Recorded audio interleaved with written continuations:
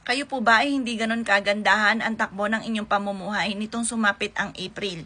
Dahil nga po mga bossing kung malapit na muling matapos ang April, mainam na gumawa kayo ng ganito para hindi nyo nadanasin pa ang inyo pong kahirapan o mga pagsubok na pinagdaanan nitong April na malapit na matapos ngayon darating na Mayo.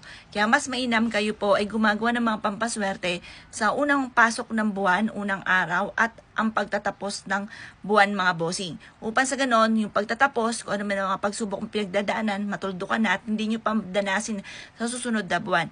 Yun naman pong paggawa sa unang araw mga bossing ko ng pasok ng buwan, salubungin natin ng masaganang pamumuhay ang darating nga po na buwan mga bossing or yung buwan na kung kailan ka gumawa para mas maging masagana. Kung noong April gumawa ka, April 1, gawin nyo rin po ito bago naman matapos para kung minalas ka man po, ngayon nga pong malapit na matapos ng April, mas magiging masagana ka naman sa buwan ng Mayo.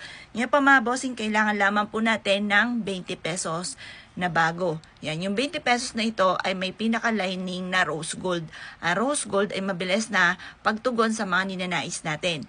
Ang silver naman ay pantaboy ng malas. Ang bilog ay panghatak ng swerte lalo na sa pera. Kaya kung ikaw po ay laging walang pera nitong April, huwag nyo nang hayaan pa sa darating na Mayo ay ganun pa rin ang mangyari po sa inyo. Ganito lamang, hugasan nyo po muna ito sa tubig gripo at pagkatapos ay huwag nyo siyang tutuyuin.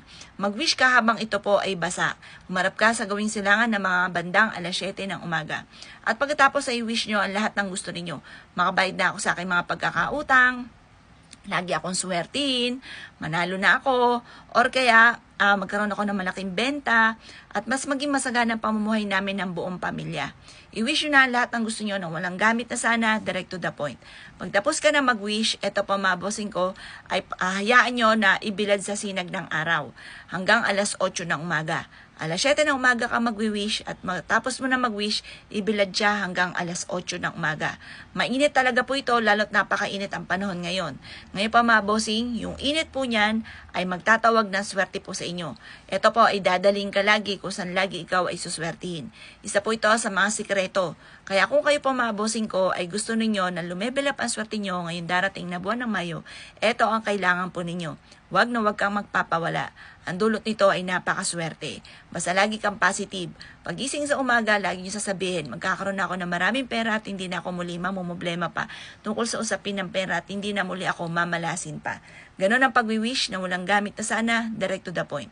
Pagtapos ka na mag-wish, yan nga, naibilad nyo na, nakuha nyo na po. Ito pa mga bossing ko ay ilalagay nyo sa wallet ninyo. Ilagay nyo siya sa special na packet para hindi siya mapahalo kasi special na po siya. Pwede nyo rin itong ilagay sa ilalim ng inyo pong unan at ang dulot nito ay napakaswerte. Kung gagawa ka ng ganitong mga pamamaraan, asya mga boss, good luck po sa iyo po lahat.